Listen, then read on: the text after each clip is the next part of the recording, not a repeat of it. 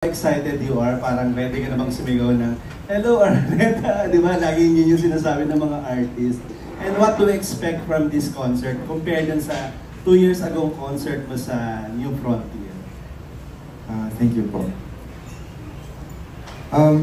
Yes po, first time ko po sa Araneta. And since first time nga po siya, marami po kaming, I think it's more grand dun sa NFT concert namin last time. And mas pinaghandaan namin siya like months before the concert. So, yun po. A lot of guests and performances and new songs. Yun po. Is there any pressure na mapuno yung Araneta? Kasi napakalaki ng big dome, di ba? So is there any pressure? And I don't know if you're going, if meron ba kaming malalaman kahit pa paano kung sino yung mga magiging special guest mo dito? Siguro po sa special guests, hindi ko pa po siya pwedeng sabihin. Secret na muna siya. Ilalabas naman din po ata nila yung lineup of artists. And regarding po sa pressure, yes po, napapressure po ako. Hindi sa thought na kung mapupuno ko siya or hindi. Gusto ko lang talaga na mabigyan ng magandang performance yung mga pupunta. So, yun po siya. Thank you, Arthur. Congratulations. Looking forward to your big concert. Thank you po. Thank you so much, Sir Alan. Now, up next is Mr. Jojo Panaligan from Rider PH or Abante. Hi, Arthur. Hello po. Congratulations. Napasa ko sa release na it took you 5 years to finally release a sophomore album. Ba't ganun katagal? And tell us about the songs. It's really personal. This album is very personal sa akin kasi ang dami pong nangyari. Yun nga, no, 2020, my dad passed. Tapos, nagka-COVID, lockdown. So, ang dami pong nangyari. So, yung mga songs ko po, napondo siya, like dumami siya ng dumami yung sulat. Pero yung recording, since availability-wise, nahihirapan kami maghanap ng like, studios and mga tao to work with. Kaya medyo na-delay siya ng konti, 5 years. Pero yun po, yung susunod naman na album, yung I think mas mabilis, yung after nito. So, yun po. Second question ko, nagbago ba ang goal mo bilang artista nung nagsisimula ka compared sa ngayon na successful ka na? Ano po ba yung goal ko dati? Yung goal ko lang po talaga is to connect with people, like soul to soul, emotion to emotion. And I think yun lang naman po, to find comfort in music. Yun lang naman yung goal nating lahat actually sa music. It's just, looking for the most comfortable space for people. So yun lang naman siya. So ganun pa din hanggang ngayon? Yes po. Salamat. Thank you po. Thank you so much po. Up next is Mr. Naz Tabares from Pelikula Maria. Hi, sorry, ano yung bukas na yung release ng album mo? So, ano yung mga pwede mong i-detail sa amin about the album? In details po. Thank you po. Details, story-wise,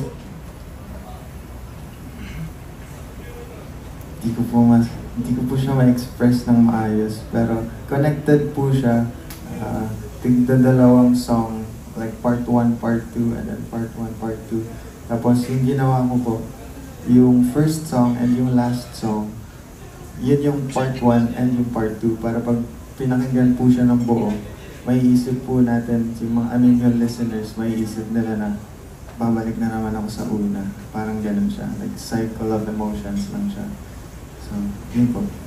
Sa concert naman, gaano ka hands-on sa concert? To be honest, nagfo-focus po kami ngayon sa health and well-being. Yun po. Good luck to you. Next is Nurse Alma from GMA Entertainment Online. Hello, good afternoon. Yung mga previous releases mo, naging viral. So, anong feeling mo pag naririnig mo yun, lalo na pag nakikita mo sa social media, especially sa TikTok? Kinikilig po talaga ako, promise to God. Promise po. Kinikilig po talaga ako pag may viral, ganun. Pero gaya nga ng iba pong sinasabi ng ibang artist, once na-release mo na yung kanta mo, hindi na yan sa'yo. Kumbaga, it's for the people. So, yun po siya sa akin. So, parang, yes, natutuwa po ako. Pero, it's more of like, about them na. They relate to it or not. So, parang siyang gano'n. Masaya po ako na maraming nakaka-relate. Sa mga songs mo, meron ka bang, I mean dito sa bagong album mo, meron ka bang nakikita na potential viral song din? Or gusto mo sana maging viral? Pwede po lahat. Parang kiligin ako araw-araw. Yun po.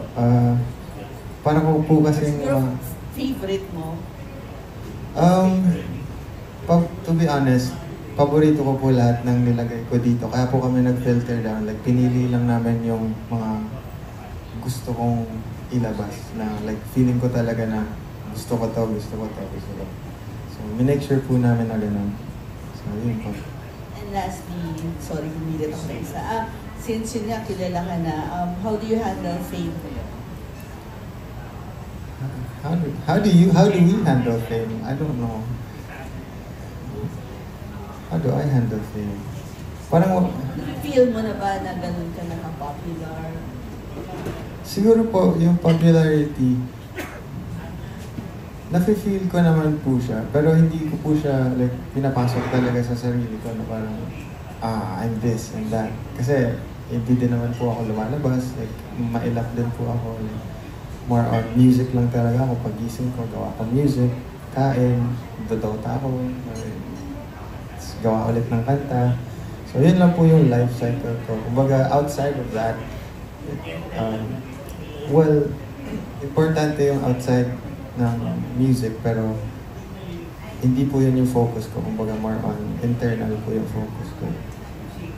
So yun. Okay, thank you. Thank you so much. And next is Jeff Fernando from Daily Tribune. Hi, Arthur. Hello po.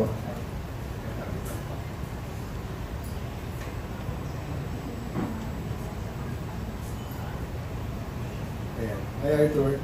Ayan, ang question ko is, bukod sa parents and family mo, sino yung gusto mong makita sa audience sa Araneta concert?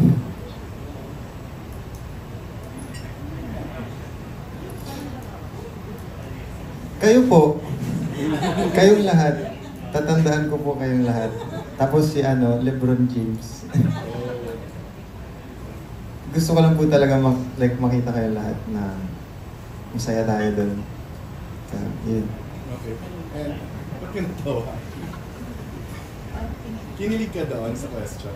Po? But, yun, parang yung reaction mo is parang may naisip kang ayaw Uy! na sabihin. Wala. Okay. Next question.